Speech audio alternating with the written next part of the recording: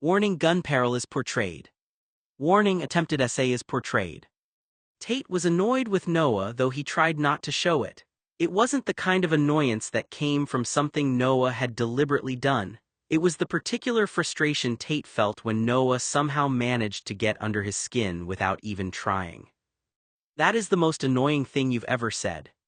And accurate. Noah rolled his eyes hard enough that Tate almost laughed. Then another cold gust of wind hit both of them, and Noah visibly shivered. Tate's expression changed instantly. Protective now. Without another word, he bent slightly, grabbed Noah beneath the thighs and lifted him clean off the ground. Noah. Tate, what are you doing? You're getting in the car. I can walk. You're shivering. You're insane. Frequently. Noah grabbed onto his shoulders automatically as Tate carried him across the driveway through the rain. You cannot keep picking me up every time we argue. Counterpoint, Tate said calmly, opening the passenger side door. Apparently I can. Noah glared at him while Tate practically deposited him into the seat. Rainwater dripped everywhere instantly. This car is going to smell awful now. It's leather. Tate shut the passenger door before Noah could continue complaining and circled to the driver's side. The second he got inside, the warmth from the car hit both of them immediately. Noah leaned back, exhausted against the seat. Water dripped from his hair onto his cheeks and neck, while his hands shook slightly from adrenaline and cold. Tate noticed immediately. Without a word, he reached into the backseat and grabbed a thick, dark blanket. Then he leaned over and wrapped it around Noah carefully. Noah looked up at him tiredly. You keep acting like you didn't cause all of this. Tate started the car. That doesn't mean I want you cold. The windshield wipers beat steadily against the storm as they drove away from the estate. For several minutes neither of them spoke. Noah stared out the window at blurred streetlights sliding across the wet glass. Finally. You terrified Riley tonight. Tate kept his eyes on the road. He'll survive. That's not the point. No, Tate replied quietly, the point is he was taking you away from me. Noah shut his eyes tiredly. You hear how unhealthy that sounds, right? Tate said nothing. Which was an answer enough. The silence stretched again. Then Noah muttered. You kissed my fiancée. You kiss me back. That's not better. It is from my perspective. Noah groaned softly and pulled the blanket tighter around himself. You are genuinely impossible. And yet, Tate murmured, you still called me when your car battery died last month instead of Riley. Noah frowned immediately. That is not the same thing. You still instinctively come to me first. That's because you've been in my life forever. Tate glanced at him briefly. Exactly. The quiet certainty in his voice made Noah's chest ache. Rain continued pounding the roof of the car while headlights reflected across flooded streets. Eventually they pulled into Noah's neighborhood. Small houses. Quiet lawns. Porch lights glowing warmly against the storm. The contrast between Noah's life and the blue estate always startled Tate a little. Noah's green Rambler looked almost fragile compared to the mansion. Comfortable though. Human. Tate parked at the curb and looked at him. You should change before you get sick. I'm not 5 years old, Tate. You're still shaking. Noah sighed and pushed the blanket off himself. I can walk inside alone. Tate ignored that completely and got out first. Noah. What? You're not proving independence by getting pneumonia. Noah rolled his eyes but followed him anyway.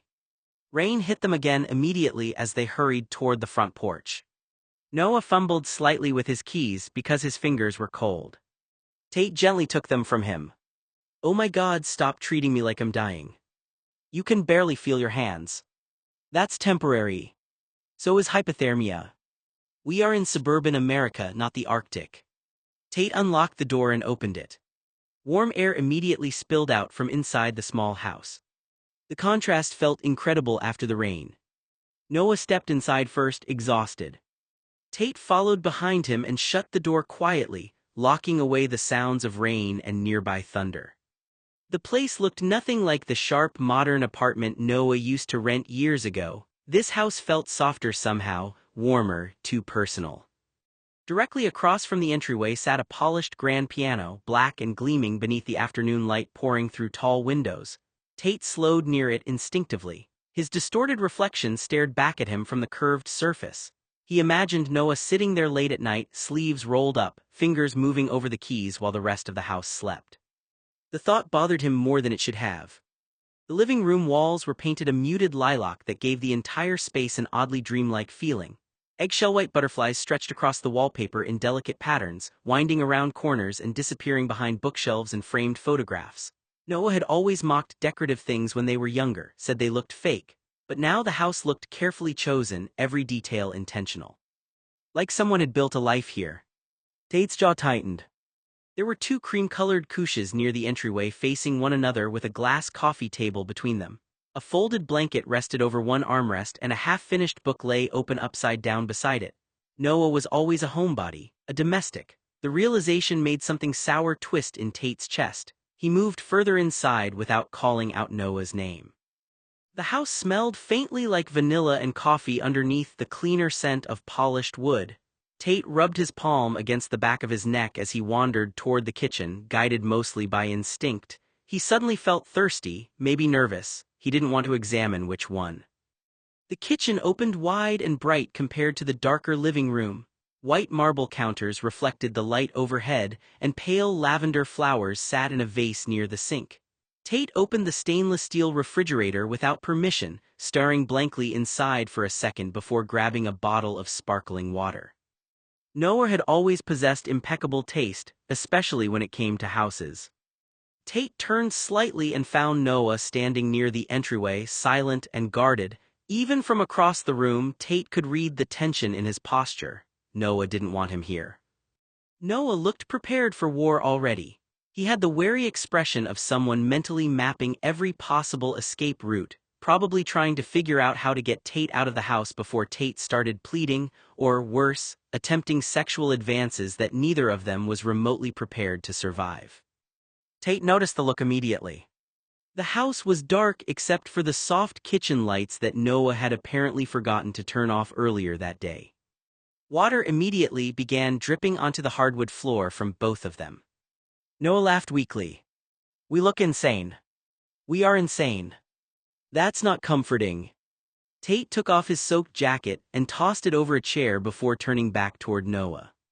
Noah still stood near the entryway, wrapped partly in the blanket, hair dripping everywhere, looking emotionally wrecked. And unbearably soft. Tate stepped closer automatically. Noah pointed at him immediately. "No. I didn't even do anything. You were about to. Possibly." Noah shook his head tiredly. "You cannot keep kissing me every time we have an emotional conflict. That seems statistically inaccurate given recent events." "Tate. Fine." Noah nodded, keeping his voice calm. "When we fight or disagree, or when one of us has something important we want to share, we have to talk. Effective communication is the best way to work through ordinary disagreements." Tate laughed. "Is that what your therapist says?" Noah smiled and nodded. "Pretty much. And they're right, physical contact isn't going to fix the deeper issues between us. A kiss isn't going to change our relationship dynamics, or in our case, the fact that we don't really have the kind of relationship you keep wishing we had." Tate's smile faded slightly. "I know you kiss me because you have overwhelming urges and feelings," Noah continued gently. "And, in a way, I understand that it's a compliment, but if you want to show me what you feel, there are other ways to do it besides physical touch." Tate looked at him for a moment, unusually quiet. Noah added, "You can tell me, you can write it down, you can sit with me. You can let me know you care without expecting me to respond physically." Tate exhaled through his nose. "So basically," he said, "you're telling me I have to use words." "Yes." "That sounds terrible." Noah laughed. "You'll survive." Tate shook his head. "I preferred the kissing." Noah smiled. "Of course, Tate Blue prefers when his lips are on mine and his hands are all over me." He said it without judgment or derogatory intent. If anything, there was warmth in his voice, almost as though Tate's desire made Noah feel attractive. "I know you're a physical person," Noah continued. "And I know you have a really strong sex drive, But I also know the environment you grew up in didn't exactly teach boys how to talk about their feelings or express vulnerability. Toxic masculinity can make it incredibly difficult for guys like you to put complicated emotions into words. Tate looked down, listening. I know you sometimes hide behind physical urges because they're easier to understand than the feelings underneath them, Noah said. But if we're going to be buddies. Tate flinched. The word landed harder than Noah had intended. Noah noticed immediately, maybe buddies isn't the right word. Tate said nothing. Whatever we call this, Noah continued, friends or buddies, maybe we need to create a new dynamic between us, something healthier, something where you don't have to turn every complicated feeling into physical contact and I don't have to guess what's happening inside your head. Tate finally looked up at him. You really think we can do that? I think we can try. Tate was quiet for a moment. That sounds harder than kissing. Noah smiled, it probably is. And somehow that answer made Tate smile too. Tate reached inside his coat and carefully retrieved a single dark crimson rose. It was strikingly beautiful, the petals deep and velvety, and it looked expensive enough that Noah immediately wondered where Tate had gotten it. Tate held it out toward him. Noah looked at the rose, then at Tate. What's this? Tate cleared his throat. Dark crimson, he said, it means something deeper, serious passion. Noah's expression softened. Tate continued, almost as though he had memorized the meaning because saying what he actually felt was much harder. Red means true love, strong desire, romantic passion. He extended the rose a little farther. So, this is me trying to use words without actually having to use words. Tate thought about telling Noah exactly how he felt, but he couldn't find the words. Every phrase that came to mind sounded inadequate, almost cheap compared with the enormity of what he carried inside him. How could a handful of words possibly explain years of longing, affection, desire, devotion, and attachment? How could I love you possibly capture something that felt so much larger than those 3 words? Tate opened his mouth, then stopped. Noah noticed. He didn't rush him or fill the silence. Instead, he watched Tate with a quiet understanding that made Tate even more vulnerable. You don't have to force it, Noah said softly. Tate looked at him. Noah smiled, I know you're trying. That almost broke Tate. He looked away, suddenly embarrassed. I just don't know how to say it. Then don't say it perfectly. Noah stepped a little closer, still giving Tate enough space to choose what happened next. Sometimes people feel something so strongly that the words come afterward, Noah said. You don't have to find some perfect sentence that explains everything. Tate looked down at the rose in Noah's hand. But words feel cheap. Noah shook his head, not if they're honest. Tate finally met his eyes. Noah smiled gently, and Tate, I understood the rose. For the first time, Tate seemed to breathe normally. Maybe Noah hadn't needed a perfect explanation after all. Tate reached up gently and pushed the wet blonde hair back from Noah's forehead. The tenderness of the gesture made Noah visibly falter for half a second. Then immediately looked away again. This is exactly why I can't think clearly around you. Tate's expression softened. You think clearly around everybody else. Yes. No, you don't. Noah laughed weakly despite himself. I hate that you know me this well. No, Tate murmured quietly, you hate that I still do. The rain hammered against the windows, a steady drumming that made the warmth of the ranch-style house feel even more intimate. Tate swallowed the last of the sparkling water, the cold glass sweating in his hand as he set it on the counter. He cleared his throat, the sound cutting through the patter of water, and turned to face Noah standing in the entryway. Noah was soaked through, his clothes clinging like a second skin. The white t-shirt had gone completely transparent, revealing every contour beneath. Tate and Noah have sex on the piano at Noah's house. Scene retracted, read extended version on Wattpad. What Tate didn't realize was that the rain had done the same to him. His own shirt was a translucent veil stuck to the defined slabs of his 8-pack, the broad sweep of his chest, the lean taper of his torso. Noah opened his mouth to say something, maybe a joke about the storm or how ridiculous they both looked, but before the words could form, Tate surged forward. He crossed the entryway in 3 long strides, his boots thudding against the hardwood. His hands closed around Noah's arms, fingers digging into the wet fabric, and he lifted Noah clean off the floor. Noah gasped, a startled sound that morphed into a sharp exhale as Tate shoved him backward, slamming him against the grand piano that stood against the far wall. The instrument groaned at the impact, a low, resonant chord vibrating through the room. Keys clattered under the sudden pressure of Noah's spine. Noah looked down at him with a soft smile. "Tate." Tate lifted his eyes. "I'm right here." Tate nodded, unable to find the words he had been searching for. For once, simply holding Noah seemed to say enough. Noah turned his head, his cheek pressed against the splattered piano, a dazed, exhausted smile on his face. "You owe me a cleaning fee for this thing," he mumbled. Tate laughed low and husky and leaned down to press a kiss to the back of Noah's neck. "Worth every penny." Noah's entire body trembled as Tate guided him into the bathroom. Rainwater still dripped from Noah's soaked blonde hair onto the tile floor while his wet clothes clung uncomfortably to his skin. Tate turned the shower handle until steam immediately began filling the room. "Semir," Tate muttered, pulling the shower curtain aside. Noah stepped underneath the hot spray with a shaky breath. The warmth hit his freezing skin all at once, making him gasp softly as the water ran down his face, neck, and shoulders. Tate stayed close behind him, one hand firm around Noah's waist to keep him steady. "You're ice cold," Tate said quietly. "I don't want you getting sick on me." Noah's knees weakened from exhaustion, but Tate held him upright beneath the steady streams of water. Tate rubbed warmth back into Noah's arms with his hands, slowly massaging the cold from his skin while the heat surrounded them.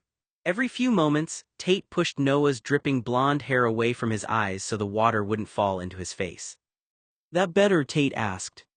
Noah gave a tired nod, leaning back slightly against Tate's chest as the shivering slowly started to fade.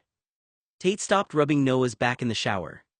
Noah glanced over his shoulder and saw Tate standing beside the shower door, staring at him with the most pathetic, sorrowful expression he had ever seen on his face. Tate spoke, but the voice that came out didn't sound like his own. "Are you leaving me?" Noah slowly put the soap back into the dispenser. He studied Tate carefully. Something was wrong. Tate wasn't angry, he wasn't sarcastic, he wasn't controlling or demanding. He looked terrified. Noah's stomach tightened. Tate must be dissociating, Noah thought. He had seen Tate shut down before, but this was different. There was something almost childlike in the way he stood there, as though he had suddenly been stripped of every defense he normally wore like armor. "No," Noah said gently. Tate didn't move. "You're not leaving me."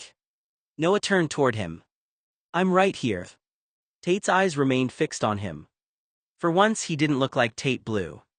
He just looked like a frightened man who was afraid the one person he couldn't bear to lose was finally walking away.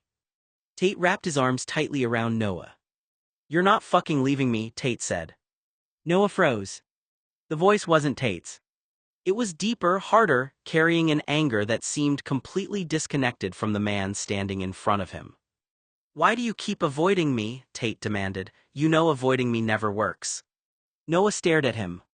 "You kept me waiting for 2 fucking years, Tatum. Can't you have a simple conversation with me about us?" Tate's grip tightened. "Answer me." Noah's heart began to pound. "Answer me, Tate." Noah went still. Tate wasn't looking at him as Tate Blue. He was looking at him as someone else. "Fucking answer me, Tatum," he snapped. Noah finally understood. Tate wasn't seeing him. He was somewhere else entirely, inside another memory, another moment, another version of his life.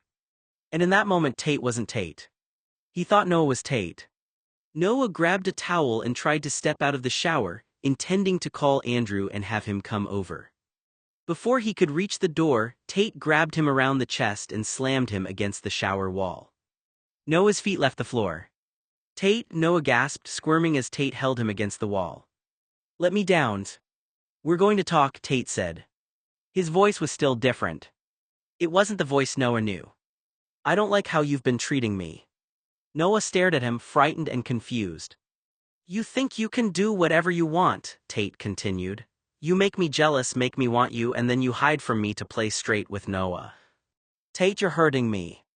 "We used to share a bed," Tate said, as though Noah hadn't spoken. You and me against Chernobyl, and now you won't even share a table with me or stay in a room where I am without using Noah's body as a shield to keep me away from you." Noah gasped while Tate's grip tightened on Noah's hips. "You won't flip me off anymore, you won't call me slurs." Noah went still. Tate's expression was distant, his eyes fixed on someone who wasn't really there. "Stop intentionally making me jealous, you're going to do as I tell you to do," Tate said. "I'm going to make you remember that you're mine." Noah stared into Tate's eyes. He knew then that Tate wasn't seeing him. He was seeing someone from another time. Someone named Totem. And whatever memory Tate had fallen into, Noah was trapped inside it with him. "If you dare ignore me again," Tate said, his voice still belonging to someone else, "I'll call you on the phone. I'll make you remember. I'll make you remember us." Noah tried to walk away, but he was shoved against the opposite shower wall again, his face directly beneath the shower head. Water poured over him, and for several terrifying seconds he couldn't breathe. He felt as though he were drowning. Tate moved behind him, still trapped inside whatever memory had taken hold of him. Noah panicked. "Tate!" When Tate reached for him, Noah screamed and kicked backward with all his strength. Tate stumbled. Tate's feet slipped out from beneath him and he crashed onto the shower floor, his head striking the tile with a sickening clunk. Everything went silent except for the rushing water. Noah stood frozen beneath the showerhead, gasping for breath. "Tate!" There was no response. Noah's fear immediately shifted. "Tate!" He reached for the wall to steady himself and looked down at him, suddenly terrified that the man who had been threatening him only moments before was now seriously hurt. Noah pulled the towel from his head and quickly folded it, sliding it beneath Tate's skull. He carefully checked the back of Tate's head, searching for any sign of bleeding. Thankfully there was none. Just a small bump from the fall. "Can you hear me?" Noah asked, bending closer. "Tate, talk to me." Tate's eyes suddenly opened. His entire body went rigid. His muscles clenched as though he had been struck by an electric current. Then he screamed. His arms shot outward, violently pushing Noah away. Noah stumbled backward and gently struck the side of the shower wall. "Tate!" But Tate didn't seem to hear him. He was staring at the shower. At the water pouring over him. Tate's breathing became frantic and he screamed again, his eyes fixed on something Noah couldn't see. "No, no, no, no. Tate, you're okay." Tate recoiled from the water as though it were burning him. "No." Noah stayed where he was, afraid to move closer. Tate continued staring at the showerhead, shaking violently. Whatever he was seeing wasn't the bathroom anymore. He was somewhere else. Somewhere in the past. And Noah had no idea how to bring him back. Tate began crying like a small child. He screamed, kicked, and thrashed against the shower floor. Calling it a tantrum wasn't even close. The sounds coming from him were so violent and distressed that Noah wondered if he was having some kind of seizure. Noah immediately grabbed his phone and called Andrew, putting him on speaker. "Andrew, something's wrong, he's completely out of it." "Stay with him," Andrew said. "Remember what we talked about. If he's having one of these episodes, document it. We need to be able to compare the intensity and symptoms afterward." Noah hurried into the hallway and grabbed the video recorder from the closet. He returned to the bathroom and started recording. He kept the camera pointed above Tate's waist, careful not to capture anything indecent. He didn't want Tate to wake up later and be humiliated by what had happened. "I'm recording," Noah told Andrew. "Good, keep talking to him." Noah kept the camera steady. "Tate, I'm right here." Tate suddenly turned toward him. His eyes locked onto the camera. For a second his screaming stopped. Then his expression changed. "No, you're not filming me naked again," Tate said in a small child's voice before his foot kicked toward the video recorder. The recorder flew out of Noah's hands and smashed against the floor. "Tate!" Tate shoved Noah backward and scrambled toward the broken device. He stomped on it once. Then again. And again. The plastic casing cracked beneath his foot. By the time Noah managed to move away, the recorder had been smashed into several pieces scattered across the wet tile. Andrew's voice was still coming through the phone speaker. "Noah, don't get too close." Noah stayed where he was, watching Tate breathe heavily over the shattered recorder. Tate, he said quietly, it's okay, I'm not filming you anymore. Tate stared at the broken pieces. He looked terrified. As though the video recorder hadn't been a recorder at all. As though it had been something from the past he desperately needed to destroy. Instead of trying to film him again, Noah switched to audio recording. At least they would have some documentation of what was happening after Tate had destroyed the video recorder. Noah kept the phone at a respectful distance, recording only the sounds.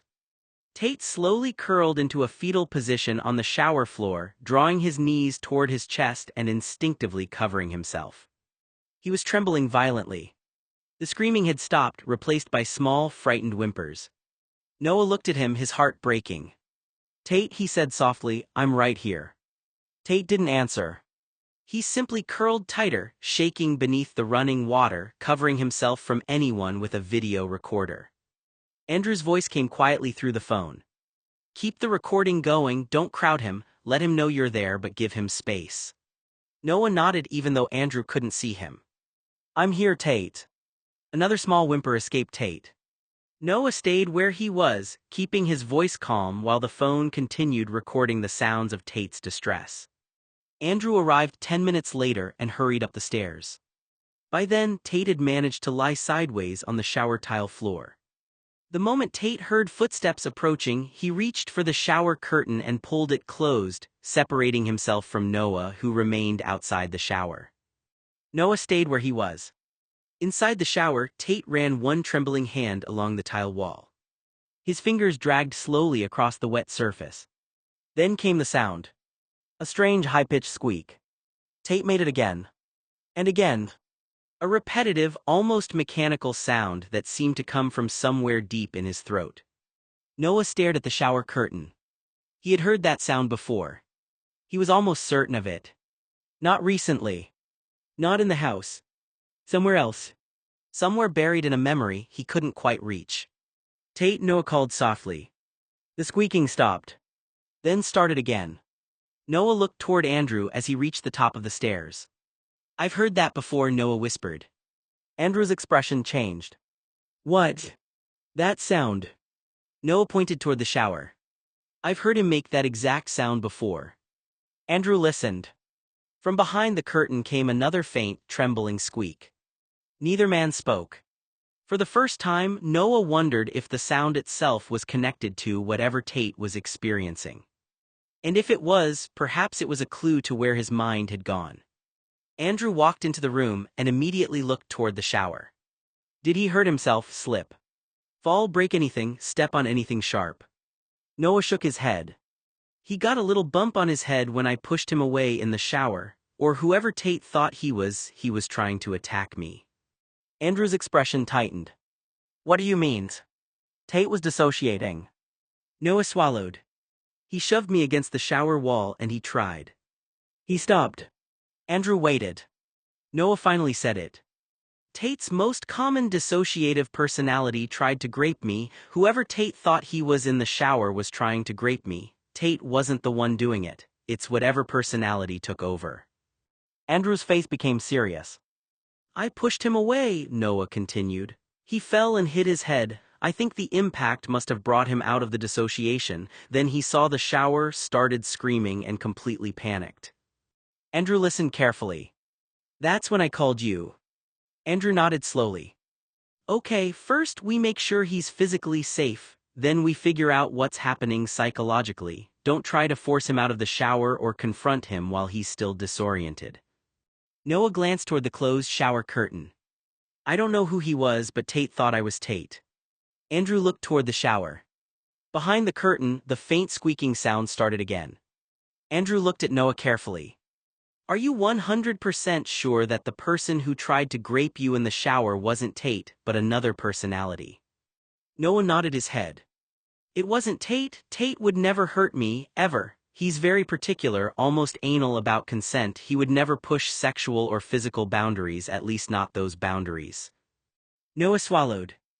I mean, he used to break through locks and take hinges off bedroom doors, but that's only because he's afraid and his BPD insecurities convinced him I was leaving.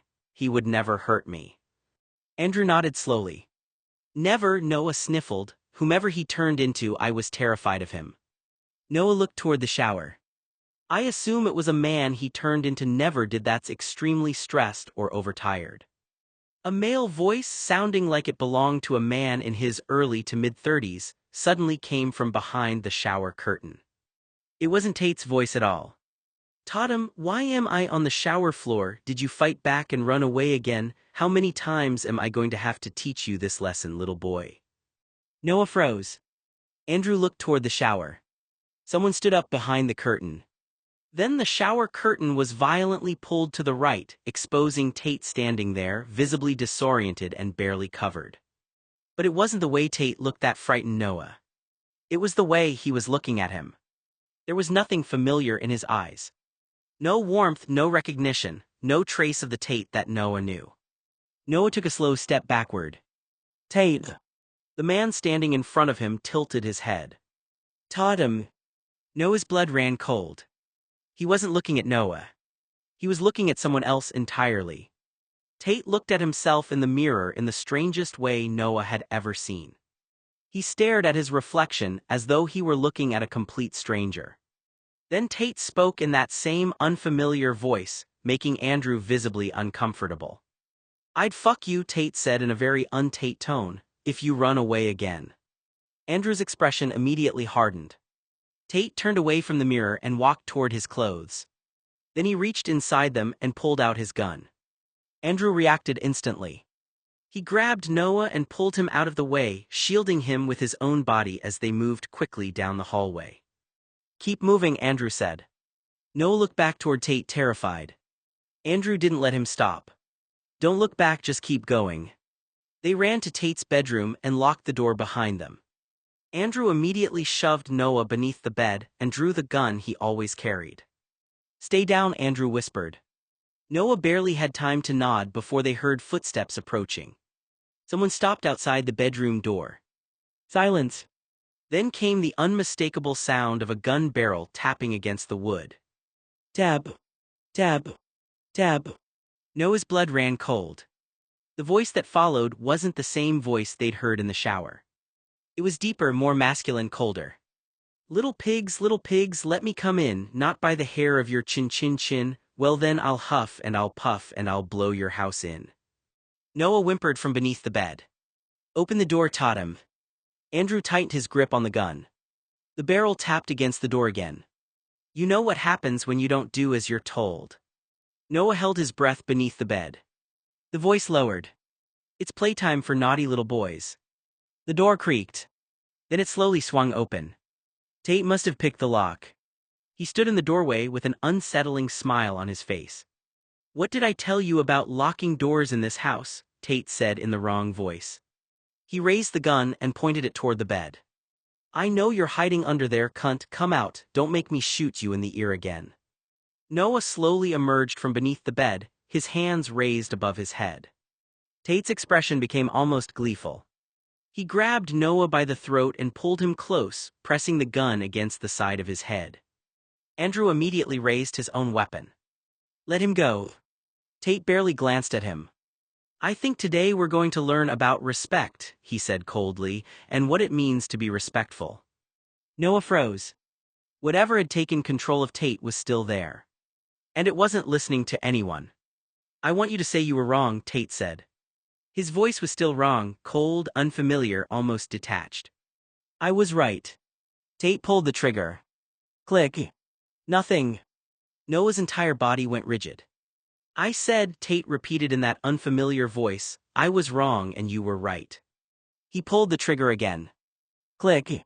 Noah couldn't breathe. The sound of the empty chamber seemed impossibly loud in the room. He was so terrified that he lost control of his bladder. Tate stared at him without expression.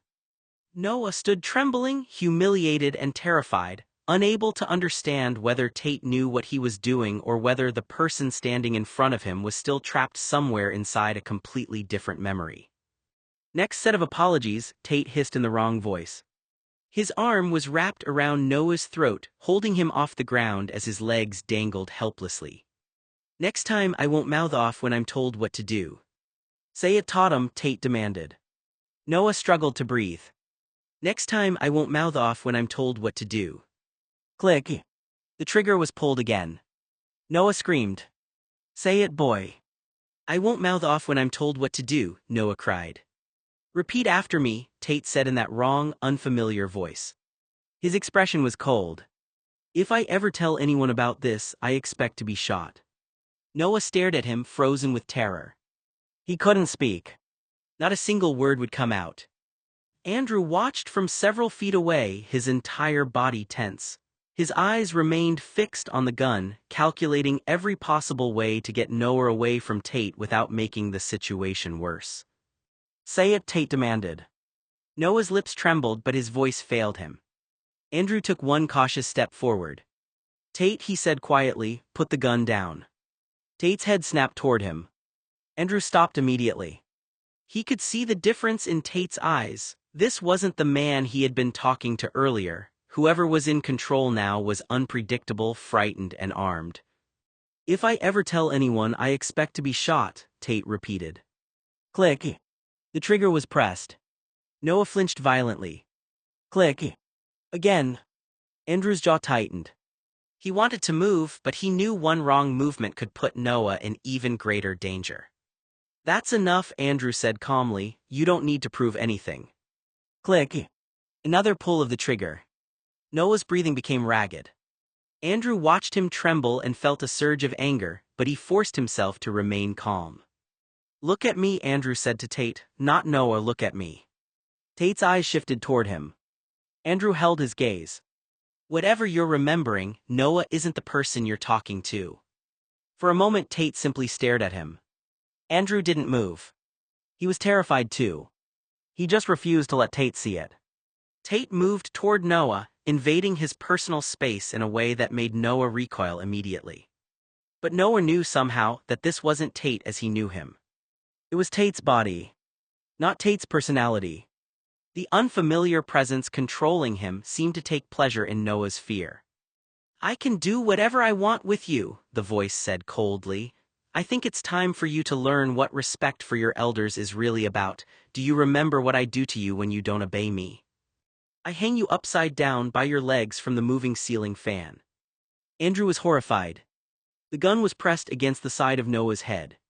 Noah screamed. Andrew! Stop screaming like a bitch, Tate snapped, or I'll fuck a girly scream out of you. Andrew's face went rigid. He kept his eyes on the gun, his voice deliberately calm. Tate, listen to me, put the weapon down. You know what happens to people who show emotion around me in this house. Tate's voice was chillingly flat. I shoot them in the neck or we play doctor. Noah began shaking uncontrollably. Andrew took another careful step forward. Noah is frightened because you are threatening him. This isn't the person you think you're talking to. Tate stared at him. Andrew didn't look away. Let him go. Tate's finger touched Noah's cheek, brushing against the tears falling from his eyes. He smiled, licking the tear. Tears from little boys always taste good, Tate said in that unfamiliar voice. Noah shuddered as Tate shook him, still holding him by the throat. I think you need to be taught who is in charge, taught him. Tate reached for his belt and began pulling it free. Noah's eyes widened. Tate slipped the belt around Noah's throat like a noose as he started pulling Noah into the bed. Noah noticed that Tate was taking off his pants, but before Tate could do anything sexual, Andrew silently crept up behind him. Andrew had been watching every movement, waiting for the exact moment when he could intervene without putting Noah in greater danger. Now he moved. Andrew lightly tapped Tate on the head with his gun. Tate's grip immediately loosened as his body went limp, collapsing onto the floor. Andrew caught the gun before Tate could reach for it and moved it safely out of reach. Noah dropped to the floor beside him, shaking violently. He curled into himself, tears streaming down his face. Mommy, he sobbed. Andrew immediately crouched beside him. Noah, look at me, you're safe. But Noah could barely hear him. He kept crying for his mother as Andrew stayed beside him, making sure Tate remained unconscious and the weapon was nowhere near either of them. 15 minutes later, Tate opened his eyes. Noah, he said in his usual voice. He looked around, confused. Why am I on the floor? He slowly pushed himself upright. Did I have a seizure? Across the room, Noah was curled into a fetal position, crying uncontrollably. Andrew was crouched beside him, trying to get the blond man's attention. Tate noticed Noah. He slowly crawled toward him. Noah! Noah's eyes widened. He screamed and pointed at Tate. Andrew immediately turned around, grabbed his gun and stepped between them, forcing Tate backward. Tate, stay where you are. Tate froze. What's going on? Andrew kept the gun trained on him. Don't come any closer. Tate looked from Andrew to Noah, completely bewildered. Is there an intruder in the house? Andrew stared at him. Then he understood. The voice was different. The expression was different. The man in front of him was Tate again. The real Tate was back. Tate looked toward Noah, his face filling with confusion and concern. Why is he afraid of me? Tate looked at Andrew, completely bewildered. What the fuck is going on? What's wrong with him? Noah was slipping into mild shock. He was terrified, trembling uncontrollably and barely responding. Andrew grabbed a blanket from the bed and carefully wrapped it around Noah. We need to warm him up, Andrew said. He's going into shock. Andrew kept his voice calm and steady as he went through the usual steps for helping someone in shock. He stayed close to Noah, reassuring him and making sure he was breathing normally while keeping him warm and as comfortable as possible. Tate watched from across the room, horrified. What happened to him? Andrew looked at Tate. You don't remember? Tate shook his head. No. Andrew glanced at Noah, then back at Tate. We need to get him somewhere safe first. Andrew called 911. A short time later, the EMTs arrived and hurried upstairs to help Noah, who was still shaking beneath the blanket. While the EMTs assessed Noah, Andrew stayed with Tate. I need you to hear something, Andrew said carefully. He played the audio recording from the episode. At first, Tate listened silently. Then the other voice came through the recording. Tate's entire body flinched. His face went pale. He immediately reached over and shut the recording off. No. Andrew looked at him. Tate stared at the phone as though it had become something dangerous. That wasn't me. Andrew didn't answer. Tate swallowed hard. That wasn't my voice. No, Andrew said quietly, it wasn't. Tate looked across the room toward Noah, who was still being attended to by the EMTs. What did I do? Andrew remained silent for a moment. You need to understand what happened before we decide what happens next. Tate looked terrified. I don't remember any of it. Tate didn't want to listen to the recording. Andrew, I don't want to hear it. I know, Andrew said, but you need to know what happened. I need to know whether you're a danger to yourself or someone else. Tate reluctantly nodded. Andrew started the recording again. Tate listened silently. Do you recognize any of these voices? Tate shook his head at first. No. The recording continued.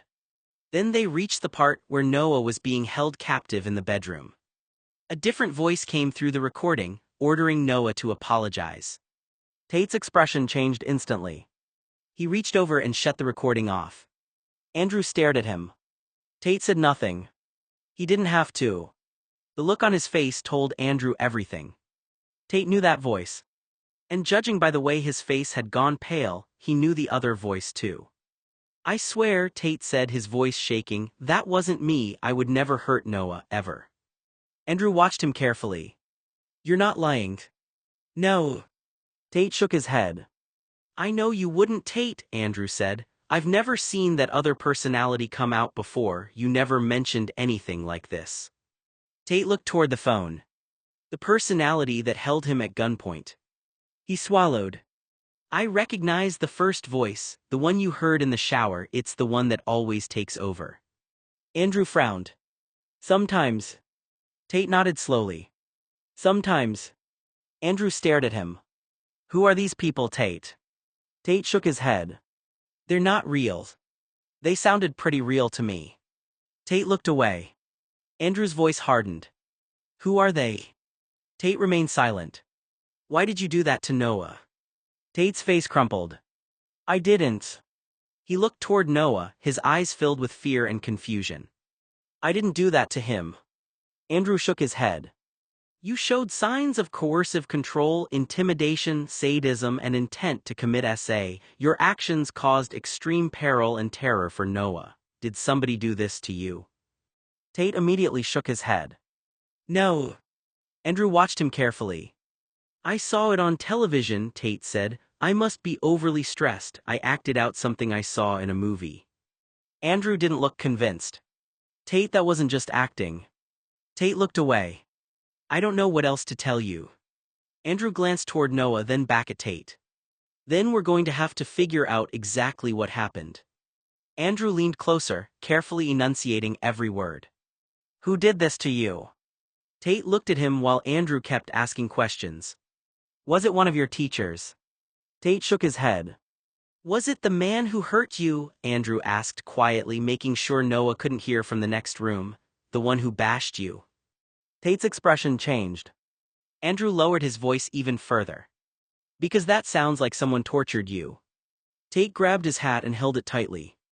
I saw it on television, he said. Sometimes I act out what I see. I didn't mean to scare anyone. Andrew studied him. Can I lie down? Tate asked quietly. Of course you can. Tate moved toward the bed, looking exhausted and confused. Andrew watched him carefully. But until we figure out what happened, Andrew said, I think you need to stay away from Noah. Tate stopped. Why? Andrew glanced toward the next room. You took off your belt, Tate, wrapped it around Noah's throat, and were pushing him on the bed to inflict violence on him. That's a good enough reason for me to get a restraining order of protection or put you in a psych ward. Because right now, we know what happens when you lose control and it's escalating. Andrew bought Noah a taser that day to keep the blonde safe whenever he was going to be around Tate. At least with the taser, Noah could protect himself without having to shoot somebody if something went wrong again. A week went by, and they were no closer to figuring out what was happening to Tate. Tate adamantly denied that any of it had ever happened. He insisted he had seen something similar on television the day before on one of those crime shows and somehow acted it out while under stress. Nothing happened for the rest of the month. No strange voices. No dissociation. No unexplained episodes. Nothing. For weeks Tate seemed completely normal. And somehow that made everyone even more uneasy. Noah was taking a shower when he noticed the shower door opening. He jumped so violently that he nearly slipped on the wet tiles. For one terrifying second his heart stopped. He was afraid it wasn't actually Tate. Tate smiled gently. It's only me, Noah, no need to be afraid. Noah stared at him for a moment, still tense. Tate carefully stepped into the shower. Noah watched him closely, searching his face for any sign that something was wrong. But Tate was just Tate. At least he seemed to be. I'm sorry I scared you the day Andrew came over, Tate said quietly. That wasn't me, I promise I'd never hurt you. Noah nodded, though he was still visibly shaken. Tate gently wrapped his arms around him. You don't have to be afraid of me, Tate whispered. Tate stepped out first and grabbed a large towel, immediately wrapping it around Noah's shoulders the second he climbed out of the shower. He carefully patted Noah dry, paying attention to his trembling hands and cold skin until most of the chill was gone. The only thing still damp was Noah's beautiful blonde hair. Tate ran his fingers through the wet strands slowly, combing the moisture from them while steam curled around them. Noah's eyes fluttered shut at the gentle touch, exhausted and finally warm again.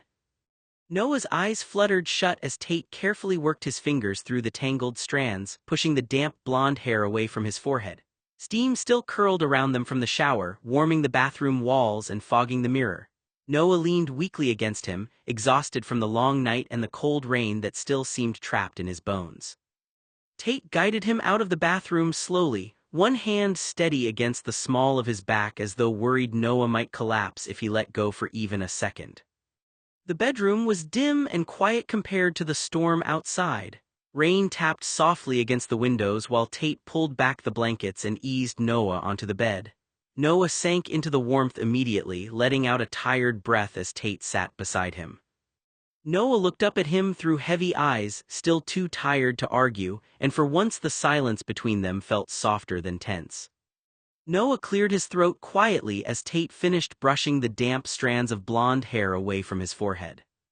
You have to go. Tate froze instantly. The words hit him so suddenly that he looked almost slapped by them. What? Noah avoided his eyes, tightening the towel around himself. I have someone coming over in like 15 minutes, you need to be gone before he gets here. For a second, Tate just stared at him, blinking like he hadn't heard correctly. You want me to leave, Tate said slowly, so another guy can come in here and sleep with you. Noah's expression hardened with irritation. This isn't about you. The hell it isn't, Tate snapped, his voice rising.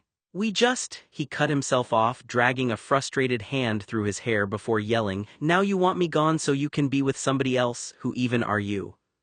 It's not like that. Then what is it? Noah exhaled sharply, exhausted. It's just something I have to do, okay? Tate laughed bitterly under his breath, hurt flashing openly across his face now. Right, fine, why don't you tell your mystery guy to warm you up then? Noah crossed his arms defensively. Why don't you go home to your wife or whoever you need to get off with? That landed hard. Tate's jaw tightened immediately, anger and disbelief mixing together in his expression. The room, warm only moments ago, suddenly felt cold again. Tate shook his head sharply, stepping closer again as if distance itself was unacceptable. No, he said, voice low but rigid. I'm not leaving until you get rid of all the other men in your life. Noah let out a short, disbelieving laugh, tightening his grip on the towel around his shoulders. You don't get to walk in here and start giving orders. Tate didn't blink. I don't care about people like Jack, I'm talking about people like Riley, and whoever else thinks they can just come in and touch what? What? Noah cut in immediately sharp. Say it, finish the sentence. Tate hesitated for half a beat, jaw flexing. What we share together, he said anyway. That made Noah go still. Then his expression hardened. No, Noah said firmly, you don't get to say that, not after everything. Tate's eyes flashed. I want those men gone, do you understand me? Gone. If another man comes into this house, I am going to lose my... No, Noah interrupted again, louder this time. You don't get to threaten me in my own home. Tate exhaled through his nose, frustrated but didn't step back. If anything, he stepped closer. Tate looked offended. I'm not threatening you, he said, his voice quieter but clearly hurt. I'm telling you that other men make me uncomfortable. You told me back when we were in college that my lovers made you uncomfortable. I got rid of all of them because I wanted you to feel special. I wanted you to know that your feelings mattered to me. He shook his head, looking at Noah with disbelief. And now you won't even do that for me. Noah stared at him, stunned more by the assumption than the intensity. You abandoned me, Noah said flatly. And you show up almost 2 years later expecting me to be monogamous with a guy I don't even have a relationship with. Do you hear yourself? Tate's jaw tightened. I didn't abandon you. You did, Noah shot back. You just didn't call it that so it sounds better in your head. Tate shook his head again, frustration building. I came back because I couldn't stay away, that should count for something. It doesn't erase what you did, Noah said. His voice was steady now, controlled in a way that made it worse. And it definitely doesn't give you the right to walk into my space and start banning people. Tate was now only inches away, close enough that Noah had to tilt his head slightly to keep eye contact. Please, no other men, Tate repeated, quieter but more intense. I can't stand it. Noah let out a slow breath, almost like he was trying not to explode. I don't have to do anything you say.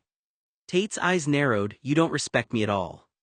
Please, Noah said immediately. I don't have to respect demands. I can have as many people in my bed as I want. I can have men, women, or I can have nobody if I choose. That's not your decision. Tate's expression tightened. Please. Noah laughed again, but this time there was no humor in it. You don't get to control that. Tate's voice rose. What are you going to do then? You going to let them all line up and treat you like you don't matter? That landed wrong. Noah's eyes sharpened instantly. You don't get to talk about me like that. Tate didn't back down. Then stop acting like this. Acting like what? Noah snapped. Like you don't care who comes in here, Tate shot back. Like I can just stand here and watch it happen again and again. Noah stepped forward now too, closing the space instead of retreating from it. You don't get to say again, Noah said coldly. You don't get to use history like a weapon and pretend it excuses this behavior. Tate's breathing was heavier now, anger and something deeper mixing together. Tate's hand reached up, his palms settling gently over Noah's heart. Noah's breath caught. Whatever he had been about to say vanished completely, leaving his mouth and for a moment his mind completely blank. Tate looked into his eyes, his expression uncharacteristically vulnerable. I don't want to share you, Noah, Tate whispered. Tate's voice dropped again, more dangerous in its intensity. I don't like the idea of other men in here with you. Noah stared at him for a long moment, then shook his head slowly. Well, I don't give a damn what you like. In case you haven't noticed, this isn't your bed, this isn't your bedroom, and this isn't your house or property. It's mine. You gave back your key, you moved out. You decided I wasn't worth your time anymore. You don't get to come back in and decide you don't like the wallpaper or my bed partners. Who the fuck do you think you are? That silence hit harder than either of them expected. Noah continued, voice steady but sharp. You gave up that right when you left. You don't get to come back in and decide who takes up space in the place you abandoned. Tate's hands curled slightly at his sides. I didn't abandon you, he repeated again, quieter now. You did, Noah said. And now you're standing in my bedroom trying to rewrite it. Tate looked like he wanted to argue again, but something in Noah's expression stopped him. Noah pointed toward the door. So, here's how it goes, he said. You don't get to wait here, you don't get to make demands, you don't get to threaten people who aren't even in the room. You either leave or I call this whole thing what it actually is. Tate narrowed his eyes. What is it then? Noah didn't hesitate. A mistake, he said, standing in my house acting like you still have a place in my decisions. For the first time, Tate didn't immediately respond. The air between them felt tighter, heavier, like both of them were holding onto something neither wanted to say out loud. The front door rang again, loud, deliberate, cutting straight through the tension like it had been waiting for the exact worst moment. Before Noah could even react, Tate moved. No, Tate, don't, Noah started, but Tate was already across the room. His hand slammed onto the doorknob, and he yanked the door open. Rain poured in immediately, cold and loud against the entryway. A man stood there around 6'1", brown-haired, soaked in a thin poncho that clung to his frame. He held a protective case tightly under one arm. His face was polite but confused, blinking through the downpour. His accent was unmistakably French, though his English was broken and careful. Hello, does Mr. Lunas live here? He asked hesitantly. Tate didn't answer. He just stared. And then his expression shifted fast. Bright red, jealous, already deciding things that weren't true. You've got to be kidding me, Tate muttered. That was enough. Tate stepped forward and grabbed him by the front of the poncho, pulling him slightly toward the doorway. Who the hell are you? Tate snapped. The man's eyes widened immediately. Sir, please, I am only. Tate's grip tightened. You show up right now, right now. No, Noah's voice cut through from inside the house. Tate, stop. But Tate didn't process it yet, his focus was locked. The man shifted his weight awkwardly. I am sorry, I am a tailor, I have an appointment, I come for measurement. You think this is normal? Tate demanded, pulling the man another step forward. The tailor stumbled, clearly alarmed now. I do not understand, please, I am here for Mr. Lunas. Let him go, Noah shouted again, rushing forward. That time his voice finally broke through. Tate paused. Just long enough for Noah to reach him. Noah grabbed Tate's arm hard. That's my tailor. Silence. Tate blinked. Once. Twice. You're what? He said slowly. Noah pointed sharply at the man, who was now trying very hard not to panic on the porch. My tailor, Noah said firmly. He's a private artist. He's here to take my measurements for my new suit. I'm receiving an award in 2 weeks and need a new jacket to look perfect. The words landed hard. Tate's grip loosened instantly and the tailor stepped back onto the porch, adjusting his poncho with shaking hands. New suit, Tate repeated under his breath. Noah exhaled sharply. Yes, try to keep up. The tailor cleared his throat nervously. I can return if this is a bad time. No, Noah said immediately, stepping forward and gesturing him inside. Come in, it's fine, you didn't do anything wrong.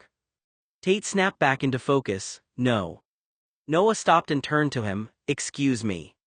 Tate's voice was lower now, tense but controlled. "He's not coming into this house." Noah stared at him for a long moment, expression cooling. "Move," Noah said simply. Tate didn't move. The tailor hovered awkwardly in the doorway. "I really can wait outside." "No," Noah said, guiding him gently inside anyway. "You're fine." Tate stepped in front of the path again. "I'm not leaving." Noah stopped fully now, placing himself between Tate and the tailor like a barrier. "Yes," Noah said evenly, "you are." Tate shook his head once. "Not until you explain what this is." "There's nothing to explain," Noah said. "You don't get to disappear for years, walk back in, start threatening people, and then demand control over my life." Tate's jaw tightened. "So I just leave while this happens?" "Yes," Noah said again without hesitation. A pause. Then Noah added colder. "And if you ever put your hands on someone in my house again, I won't let you back in it." Tate stomped the floor like a toddler, his hazel eyes snapping with rage. "I don't want men in this house, you know how that stresses me." There was something deeper beneath his irritation, jealousy. Tate hated seeing Noah give anyone else too much of his attention, and the idea of another man being comfortable in his house visibly bothered him. Noah rolled his eyes. "Oh, stop giving the performance of your life, drama princess," Noah huffed. Tate glared at him, still visibly irritated. "If you're going to stay, sit down and shut your fat ass." Tate took a seat while thinking about Noah's guys who came to the Rambler for sex. I hated men in Noah's Rambler. Especially men who came into the Rambler because of Noah. I knew it was irrational. Noah was allowed to have friends, he was allowed to have a life outside of me. I had told myself that 1,000 times. It didn't make me like it. The moment I saw another man sitting comfortably in the Rambler, something inside me tightened. I stomped my foot, unable to hide my irritation. Noah rolled his eyes. I glared at him. He wasn't taking me seriously. Of course he wasn't. Noah never took my jealousy seriously. He thought it was amusing, like I was some spoiled child throwing a tantrum because someone had taken my favorite toy. Maybe I was. But Noah wasn't a toy. He was Noah. And that was exactly why I couldn't stand watching someone else take up space beside him. Noah looked at me with that infuriating expression he always wore when he knew he'd gotten under my skin. I crossed my arms. Fine. Let him laugh. I wasn't going to admit how much it bothered me. Not to him. Not to anyone. The tailor worked efficiently after that, careful, professional, all business. He set up his measuring tape, laid out fabric swatches across the table, and began asking Noah calm, precise questions about color, texture, and fit. Something classic, he said gently, holding up a deep charcoal fabric, or more modern. Noah stood near the dining table, still a little tense from earlier but focused now. Classic, he said, but not heavy. I want it to move well. The tailor nodded, jotting notes. Good, and durability, this is for long wear, yes. Yes, Noah replied flatly, it has to last the whole event. Tate sat in the corner of the room like he'd been placed there against his will. He didn't speak. But he didn't relax either. Every time the tailor stepped closer, measuring Noah's shoulders, adjusting the tape along his waist, briefly checking proportions, Tate's posture tightened. His hands curled slightly at his sides, jaw flexing as if he was swallowing words he didn't want to say out loud. Every time the tailor brought his measuring tape too close to Noah's waist or pelvis, Tate hissed or growled under his breath, making the tailor quickly pull his hands away. Noah looked over at Tate and glared. Let the artist do his craft. The tailor, professional as ever, didn't react to the tension in the room. He simply continued. Hip measurement, he said calmly. I can do it, Noah replied, already used to the process. The tailor gave a polite nod and worked quickly and respectfully, marking notes without lingering a second longer than necessary. Then thighs. Then final adjustments for the cut of the trousers. Tate shifted in his chair. You don't have to stand there like that, Noah said without looking at him. Tate didn't answer. By the time the tailor finished, he closed his notebook with a soft clap. All done, he said. I will prepare sketches and fabric options. I will send them to you. Good, Noah replied. The tailor gathered his case. Congratulations on your wedding next June. When you're ready to design your wedding suit for the spring wedding, give me a call. I hope you two will be very happy together. Noah gave a short nod. Thanks, but I'm not marrying him, I'm marrying Riley. Tate's eyes flicked at that word again, wedding, but he said nothing. The door closed behind the tailor. Silence returned. Noah exhaled, rubbing his hand down his face before pulling his shirt back on properly. Then he turned. "Why are you still here, Tate?" he asked, exhausted now. "You've ruined the evening I was trying to have, and you tried to strangle my guest." Tate's expression tightened immediately. "I didn't try to strangle him." "You grabbed him," Noah corrected sharply. "In my house." "I didn't like the way he was touching you," Tate shot back. "He was taking measurements," Noah said. "That's his job." Tate shook his head once. "I don't care, it looked wrong." Noah let out a short laugh, humorless. Anything else would have been unprofessional. Before Tate could respond, the doorbell rang again. Both of them froze. Noah glanced toward it. "If that's him again, I swear I'm sending him home." He walked toward the front door, still irritated, and opened it. The porch light barely reached into the rain-dimmed evening outside. Noah stepped forward and stopped, because just outside, under the overhang, he was suddenly face to face with Riley. Close enough that there was no distance left between them. And before Noah could even speak, Riley leaned in and kissed him. It was quick, familiar, intentional. A second later, Tate was there. He grabbed Riley by the shoulder and gently shoved him backward, breaking the kiss instantly. "Don't touch him," Tate snapped. Riley stumbled back, startled. "What the hell?" Noah turned sharply. "Tate." The air outside the door went still, rain hissing in the background, all three of them frozen in the aftermath of a moment that had just detonated into something far worse. Tate stood on the porch in the rain, jaw tight, breathing hard as he stared through the glass. He already knew. That was the worst part. Riley stayed close to Noah, still tense from being pulled off the kiss and shoved back moments earlier. Noah hadn't relaxed either, his shoulders were tight, his expression exhausted, like he was running out of patience for the entire night. Riley broke the silence first, voice sharp.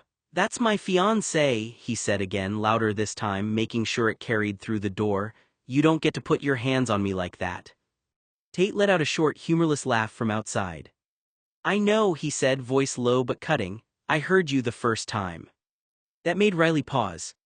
Noah exhaled slowly. "Then stop acting like you didn't." Tate's eyes locked on Noah through the glass. "You're engaged to him," Tate said flatly, not a question, a statement he hated saying out loud. Noah didn't answer immediately. Riley answered for him anyway. "Yes, we are." Tate shook his head once like he was trying to dislodge the idea. "Since when?" Riley didn't hesitate. "Long enough that you don't get to walk in here and interrupt it."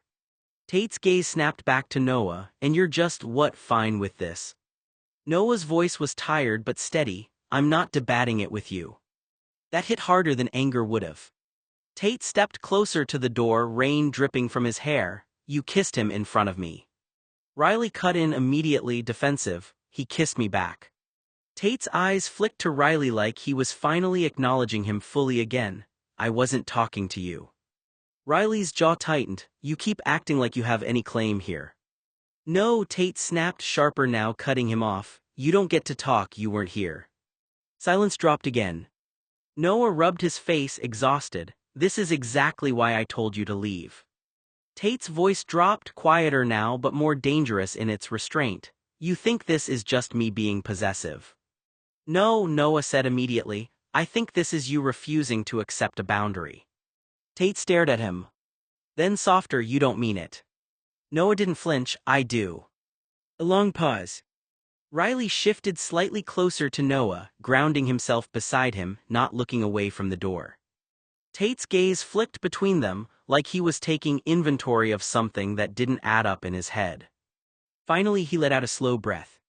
"So that's it," he said quietly. "I come back and you've already replaced me." Noah's voice sharpened instantly. "No one replaced you." Tate gave a bitter laugh. "Feels like it." Riley stepped forward a fraction. "You left." Tate's eyes snapped to him. "I didn't ask you." Riley didn't back down. "Doesn't matter." Noah cut in immediately, voice firm. Enough. That single word stopped both of them. Noah reached for the door handle, expression exhausted. I'm done talking about this, he said.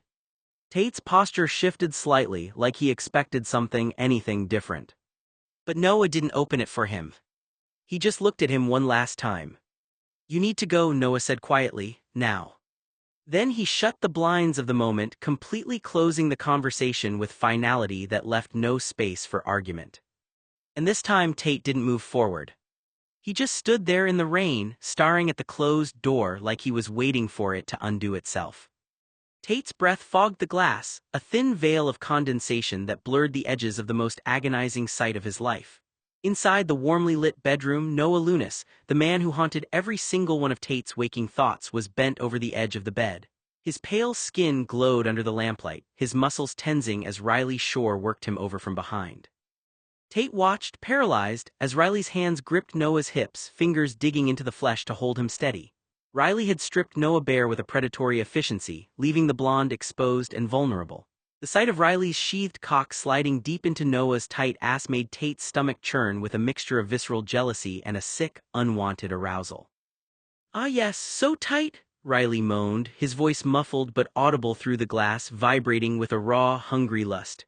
He slammed his pelvis against Noah's backside, the sound of skin slapping against skin echoing in the quiet night. Noah let out a sharp, breathless gasp, his head tossing back. Harder, Noah urged, his voice strained and needy. God, Riley, harder. Tate felt a physical blow to his chest. He remembered the few times he and Noah had fucked, the desperate, secret encounters that Tate had hoped meant something. But Noah had rejected him afterward, pushing him away, choosing the stability and prestige of Riley Shore over the chaotic love Tate offered. Seeing Noah beg for more from Riley was a knife twisting in Tate's gut. You're so tight, God, you're so fucking tight, Riley chanted, his pace increasing. He was relentless, driving himself into Noah with a rhythmic, punishing force. Noah's moans turned into guttural groans, his fingers clawing at the bedsheets as he was driven forward by every thrust. Tate's vision blurred. He wanted to smash through the glass to wrap his hands around Riley's throat and tear him away from the man he loved. He wanted to be the one filling Noah, the one making him scream and shake. Instead, he was a ghost, a voyeur to his own heartbreak. As the climax neared, the intensity in the room spiked. Riley's movements became frantic, his breath coming in ragged heaves. He gripped Noah's waist so hard it would surely leave bruises. Take it, Riley roared, his voice breaking as he surged deep one last time. Tate watched as Noah's body stiffened, his back arching violently as he came, his seed splattering across the sheets. At the same moment, Riley let out a loud, triumphant cry, pumping his cum deep inside Noah's rectum. The sounds of their shared release, the sobbing breaths, the whimpering moans, and the heavy silence that followed were more than Tate could endure. In a fit of silent, jealous rage and despair, Tate slammed his palms against the window pane. The cold glass bit into his skin, leaving a smeared, ghostly handprint behind as a mark of his presence, a signature of his misery. He couldn't stay another second. He turned away, the image of Noah's flushed face and Riley's possessive grip burned into his retinas. He stumbled back to his car, the engine roaring to life as he tore away from the house, driving blindly through the dark streets. When he finally reached his own house, the silence was deafening. He didn't turn on the lights. He didn't take off his coat. He simply walked to the center of the room and leaned his back against the cold wall. Slowly, his legs gave out and he slid down the wall until he was huddled on the floor in a fetal position. The memory of the sex scene played on a loop in his mind. The sound of the slapping flesh, the sight of Riley's cock disappearing into Noah, the way Noah had begged for it. Tate pressed his hands over his ears, squeezing his eyes shut, trying to block out the phantom sounds of their pleasure. He stayed there for hours, trembling in the dark, the weight of his unrequited love crushing the air from his lungs. Tate was back in his apartment, but it didn't feel like his. The door was locked, the lights were on, everything was exactly where he'd left it hours earlier. And still, he couldn't get out of his own head. He pressed his palms hard over his ears as if pressure alone could push the images out. Noah, Riley, the kiss, the shove. The way Noah had looked at him before the door closed. It replayed anyway. Not like a memory that faded, but like something his mind refused to let him escape. His breathing tightened. No, he muttered to himself, sharper than he meant, stop. But the silence in the room didn't help, it made space for everything else. A voice came next, not in the room, not real but familiar in the way fear sometimes is. His father. Terrence. You're nothing, Tate, you're a disappointment to the Blue family. Tate's jaw clenched so hard it ached. The voice didn't need volume, it never had, it just settled into him as it belonged there. The only time people ever choose you is when they want something. Money, status, comfort, not you, never you. Tate dropped his hands slowly from his ears, staring at the wall as if it might answer back. Noah's face flickered into it again, too real, too recent, standing in the doorway, choosing Riley, saying the word engaged like it was simple, final, clean. The voice continued, quieter now, worse for it. That blonde boy wouldn't have stayed if you were nothing, if you had nothing, if you weren't built out of privilege and consequence and expectation, he wouldn't choose you, he wouldn't even look at you twice. Tate swallowed hard, throat tight. That's not, he started but stopped immediately like arguing with air made it stronger. His hands curled into fists at his sides instead. Because the worst part wasn't even the voice. It was how easily his mind tried to prove it. How quickly it started connecting old memories, old failures, old abandonments, like a file cabinet opening on its own. Chloe leaving. Noah disappearing. People leaving before they fully stayed. Each one lined up neatly behind the thought, see. Tate paced once across the room, then stopped abruptly, bracing a hand on the wall. No, he said again, firmer this time, forcing breath into his lungs. No. But the house stayed quiet. And in that quiet his thoughts didn't stop. They just kept talking. Tate stood in the middle of his apartment, still fully dressed, rainwater dried into the fabric of his coat like a reminder he hadn't really come back inside yet. The silence wasn't helping. It never did. Because the voice didn't need noise to exist. No one ever chose you. It slid in again, smooth and certain, as if it had never been interrupted. Not for you, not because of you, because of what you had. Tate's jaw tightened, his hand gripped the edge of the counter hard enough for his knuckles to pale. That blonde boy didn't stay because he wanted you. He stayed for the life around you, the money, the name, the access, the house, the future, the security. Tate's breath caught slightly, shallow and uneven, but he didn't move away from it, almost like part of him was forced to listen just to prove it wrong. 80 million, the voice continued, Joey's money, the inheritance, the system around you, and Noah just benefited from it. Tate shut his eyes briefly, but it didn't stop anything. It made it worse, cutting out the room so only the thoughts remained. He didn't want you, not really. He didn't want the person you are. He wanted what came with standing next to you, safety, stability, status. Tate's grip tightened again, his breathing sharpening.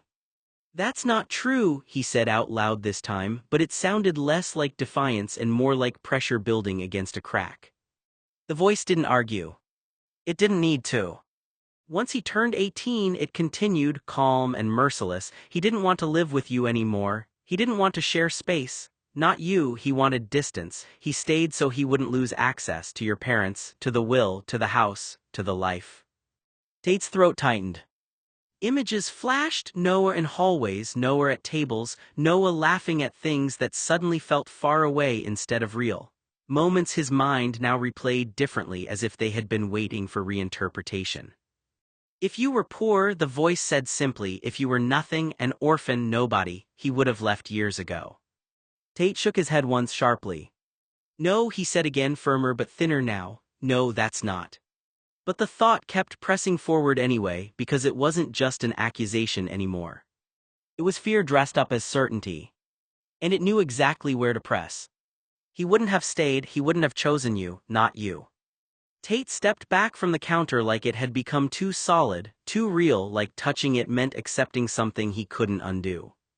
His chest rose and fell unevenly now. The house felt too large. Too empty. Too honest. And for the first time, the worst part wasn't the voice saying Noah left. It was Tate's mind struggling not to answer it. Tate stood in the quiet of his house, but it wasn't really quiet anymore. The voice had filled every corner. Not louder, just steadier, like it had settled in and decided it wasn't leaving. You know it's true, son. Tate's hand hovered near the wall, not quite gripping it now, just suspended there like he wasn't sure whether he needed support or restraint. Once you gave Noah enough money, it continued, calm and absolute, he didn't need you anymore. That was the point. Tate's jaw tightened. He didn't leave because of money, he said under his breath, like correcting it might weaken it. But the thought didn't break. It adapted. He doesn't need you to survive, he doesn't need your house, he doesn't need your name, he doesn't need you at all. Tate's eyes flicked across the room, restless now, searching for something physical to anchor to. The kitchen counter, the chair, the edge of the table, anything solid enough to keep him from drifting into the words. But the voice stayed inside the same space as him, no matter where he looked. When you realized he could be independent, it continued, you also realized something else.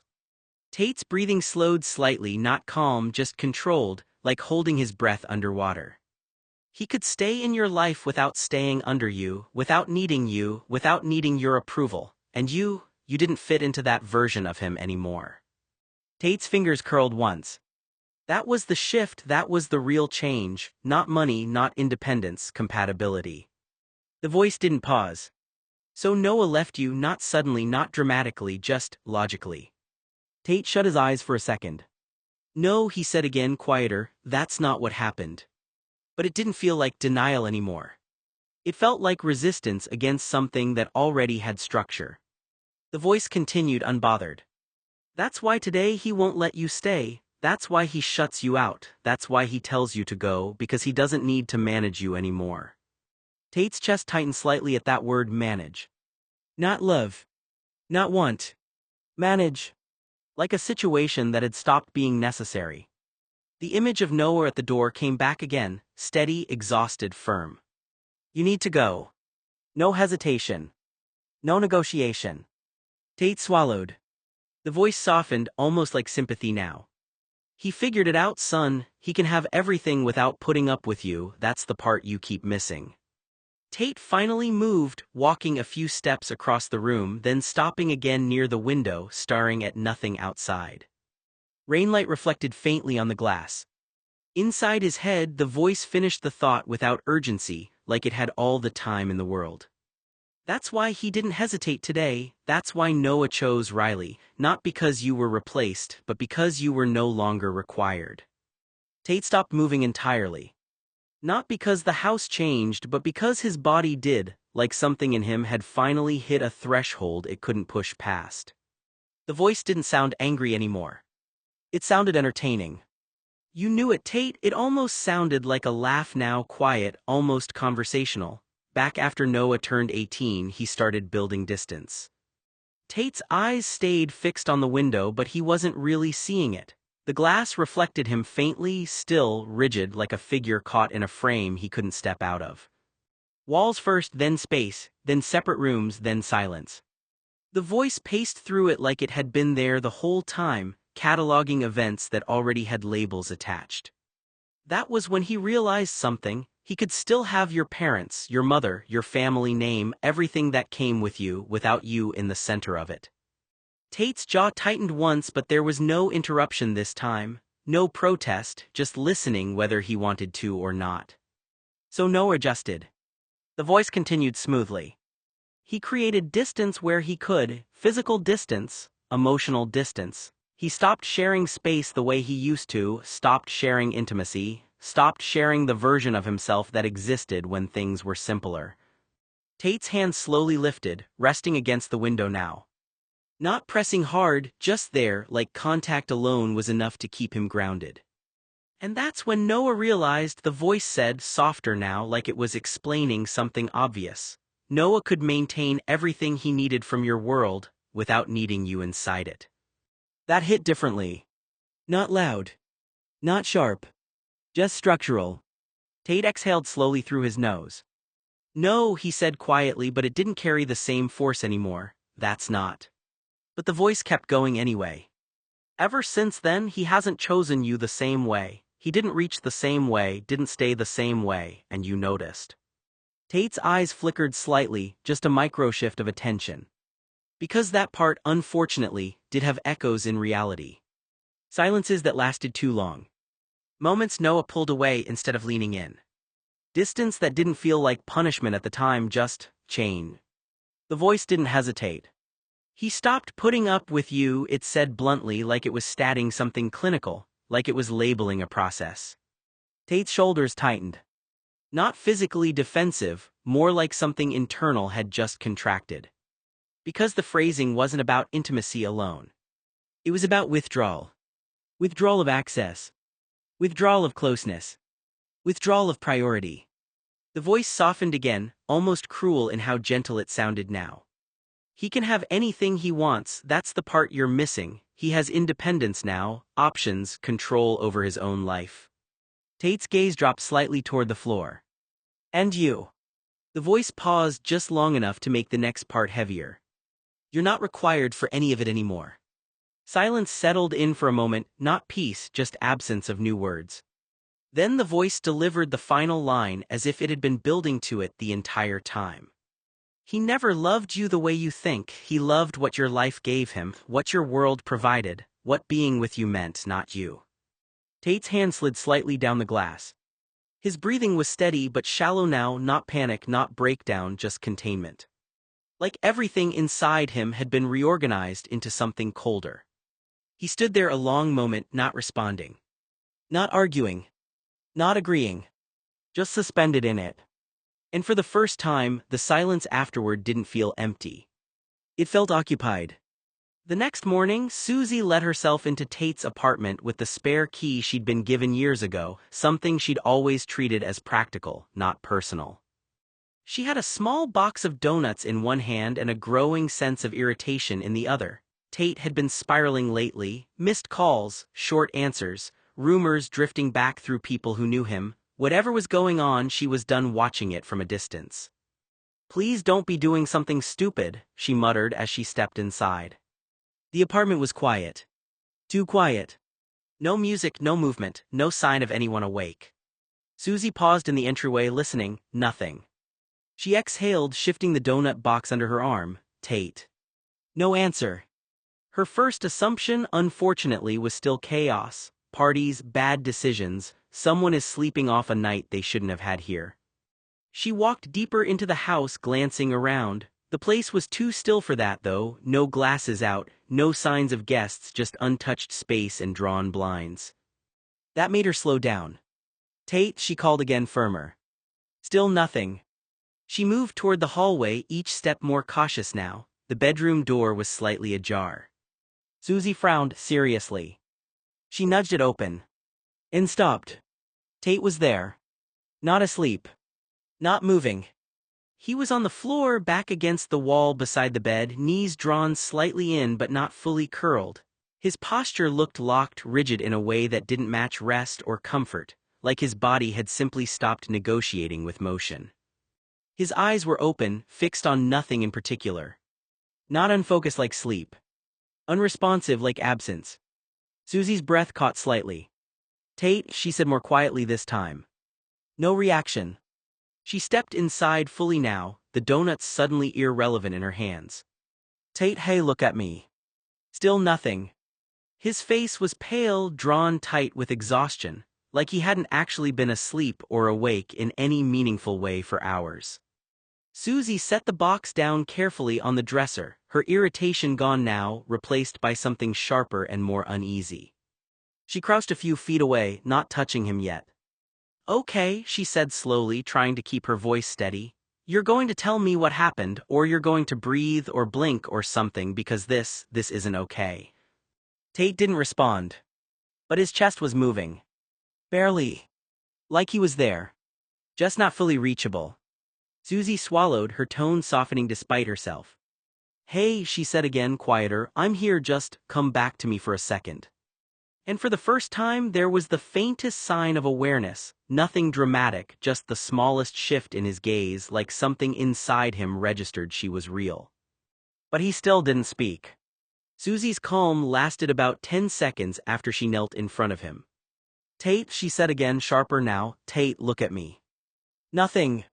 She waved her hand in front of his face once, then again, closer this time, watching for any reflex, any tracking, any flicker of recognition.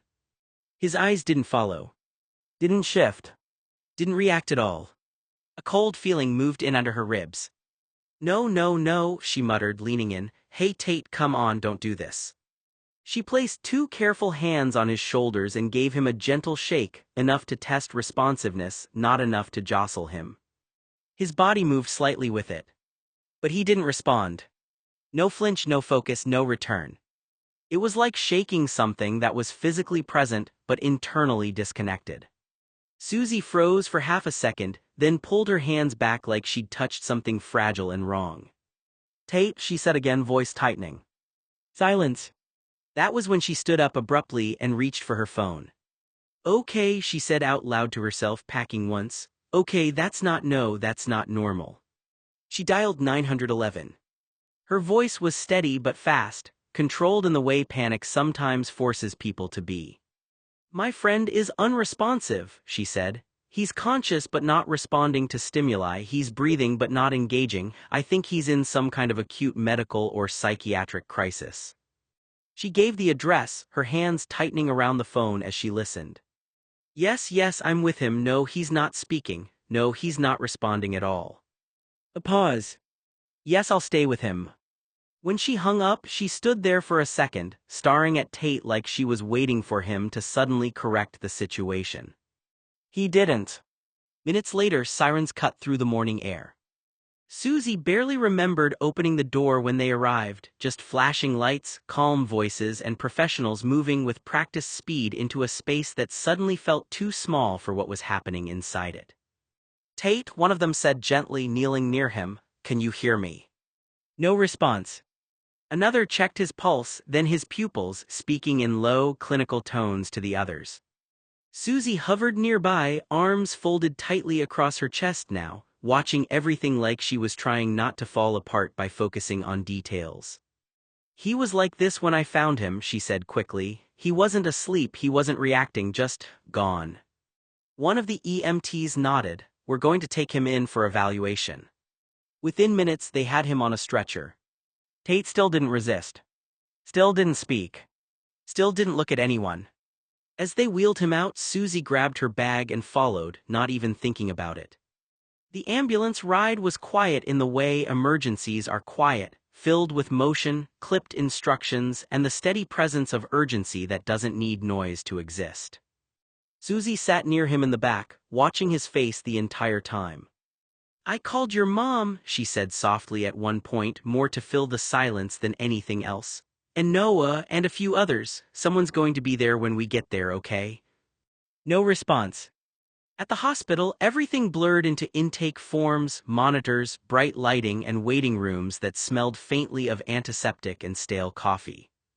Tate was taken behind double doors almost immediately. Susie was left outside. That was the worst part. Time didn't feel like it moved correctly after that. It stretched. And then broke. She called his mother first. Then Noah. Then another friend. Each call felt like repeating the same sentence in different languages. Hopping one of them would make it less real. By late morning, the waiting room had changed around her, different people coming and going, nurses calling names, distant alarms she couldn't interpret. Still no update.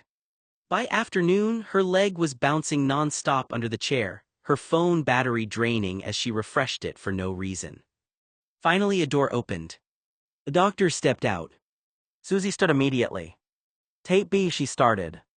The doctor raised a hand slightly, not unkind, just controlled. I'm Dr. Halberg from the psych ward, he said. Are you the primary contact here today? Susie hesitated. I'm the one who called 911. His mother and others are on their way.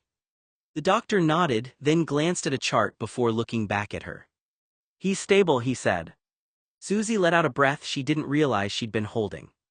But, the doctor continued carefully, he's currently in a dissociative state. He's conscious but not fully responsive in a communicative way. We're seeing a severe stress-related shutdown response.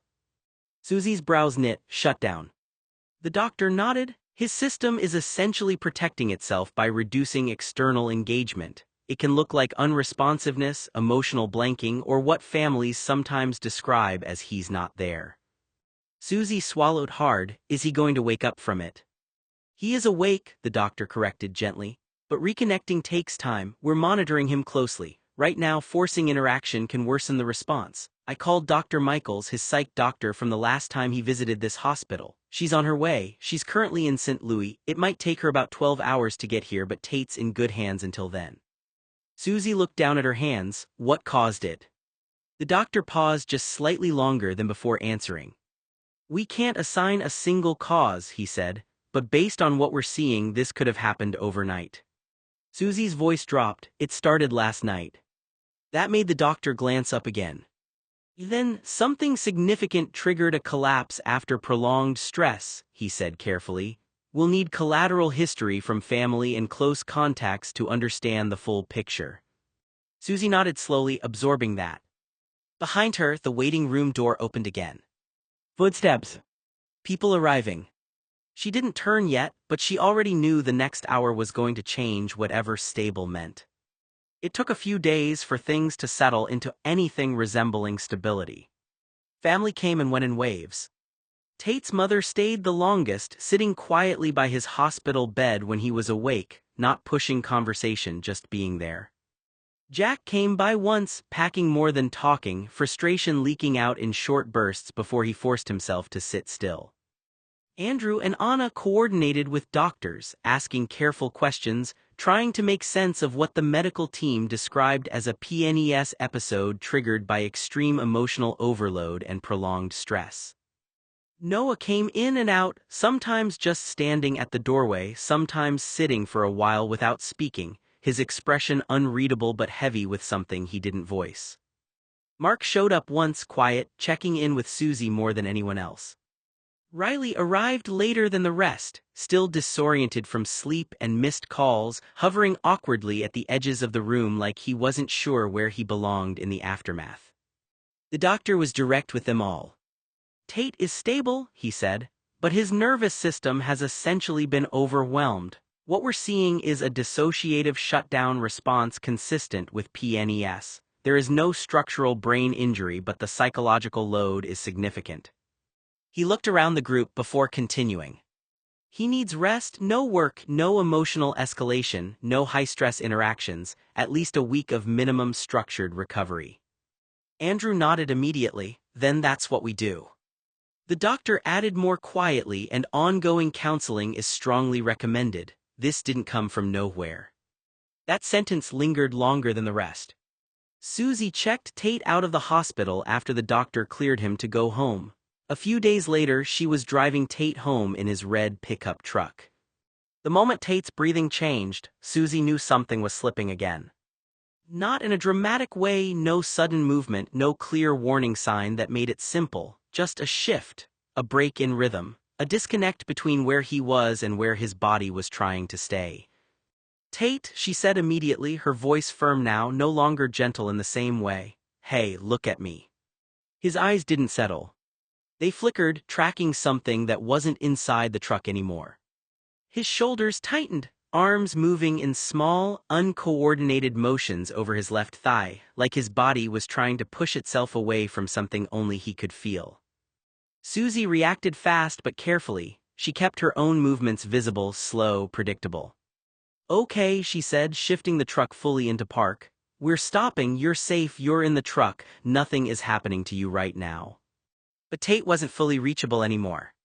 His breathing became shallow and irregular, his gaze widening in a way that wasn't focused on anything external. It was like the present had thinned out around him. Hey, Susie said again, leaning slightly toward him but not touching yet. Tate, stay with me, you're here, you're in the car with me. A pause. A flicker, just enough that she saw something almost connect. Then it broke again. His hands moved again, pushing weakly at the air between them, not coordinated, not directed at her specifically, but at whatever internal sensation had taken over. His body stiffened briefly, then slackened in a way that looked like exhaustion overriding control. Susie didn't escalate, she didn't grab him. She just adjusted her tone. You're not in danger, she repeated. Whatever this feels like, it's not happening in the way your body thinks it is, you're safe. Her hand reached for her phone while she kept watching him. But then Tate's breathing shifted again, less frantic, more distant. The intensity didn't spike this time. Instead, it folded inward like a system shutting down rather than exploding outward. His head tilted slightly against the seat. His eyes lost their sharpness. Susie froze for a second, watching carefully. "Tate," she said again, softer now, "can you hear me?" No response. Not active distress anymore, but not fully present either. Just stillness, heavy and drained, like the energy had been pulled out of him all at once. It happened too fast for Susie to fully process in real time. 1 second she was talking through the next steps with dispatch still on speaker, the drizzle soft against the windshield, Tate sitting beside her in that fragile in-between state, awake but not fully anchored to anything she said. The next second his body shifted sharply. Not coordinated, not intentional in any stable sense. His arm moved toward the steering wheel. "Tate, no," Susie snapped, but her voice came out already too late in relation to the movement. The truck jerked violently as his hand made contact with the wheel. Susie reacted immediately, fighting for control, her foot instinctively adjusting pressure as the vehicle wobbled. The tires lost traction for a brief, terrifying moment on the wet road before she managed to guide the car toward the shoulder. The world outside blurred, headlights, sound, motion, but she kept her focus narrowed down to one thing: stabilize, slow, stop. The truck finally came to a halt on the edge of the highway's shoulder, hazard lights flicking on automatically. Susie's breath came in sharp bursts. Behind them, cars passed, horns blaring in frustration and confusion, but none stopped. For a few seconds, Susie didn't even move. Her hands stayed locked on the wheel like she needed proof it was still under control. Then she turned her head. "Tate," she said, voice shaking but controlled, "what the hell was that?" Tate wasn't looking at her. He wasn't looking at the road either. His body was still angled forward slightly, but his gaze was fixed somewhere in the space between the dashboard and the passenger side air. Not at anything visible. His breathing was uneven but not panicked in the same way Susie was. It was distant, split. And then his hands lifted again. Slowly this time. Not grabbing anything now. Not correcting anything physical. Just raised, like he was holding something weightless in front of him. Susie froze. "Tate," she said carefully, watching his face, "hey, look at me." No response. His eyes tracked something that wasn't in the car. Something just above the dashboard line. His voice came out low, uneven, but strangely calm. "It's okay," he said. Susie went still. He nodded slightly, as if someone had spoken back to him. "I've got you," Tate continued, voice softening. "You're not going to fall." Susie's throat tightened. There was no one there. Just her and him. But Tate's attention was locked completely elsewhere. As if the passenger seat beside him was occupied by something she couldn't perceive. "It's fine," he said again, firmer now. "You're safe," I said. "I've got you." His hands adjusted slightly in midair, careful, precise movements, like he was supporting weight, like he was adjusting someone's position so they wouldn't slip. "Don't move," he murmured. "Just stay still for a second. I'm right here." Susie's voice dropped. "Tate, there's no one." But she stopped herself. Because interrupting him didn't feel like it would bring him back. It felt like it would break whatever fragile internal structure he was operating inside of. His breathing steadied slightly, but his focus remained fixed on that empty space. "I know," he said quietly, almost like reassurance. "I know, we're almost there." A pause. Then softer. "Don't fall asleep, stay with me, okay? Just stay awake, don't fall asleep." Susie slowly reached for her phone with one hand, keeping her body still so she didn't startle him. Her fingers shook as she redialed emergency services. "This is Susie again," she said quickly when someone picked up. "We had a driving incident. He is dissociating again, he's not oriented, he's not responding to me correctly, and he almost caused another loss."